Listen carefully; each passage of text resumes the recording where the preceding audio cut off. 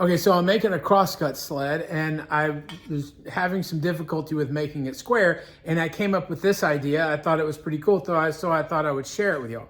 So I have one of these. This is a framing square that I get from iGauge. It has this little ledge on it so it can sit up. And then I also have these layout squares, which this is from iGauge as well, and it has these magnets on it. And so basically what I do is I create, this is the square for the kerf, and then I attach this to that, and it creates this like three-dimensional square. So watch this. So here's where this works. So this part right here, you set this into your, so it's loose, but I've set it to where it falls down into the kerf.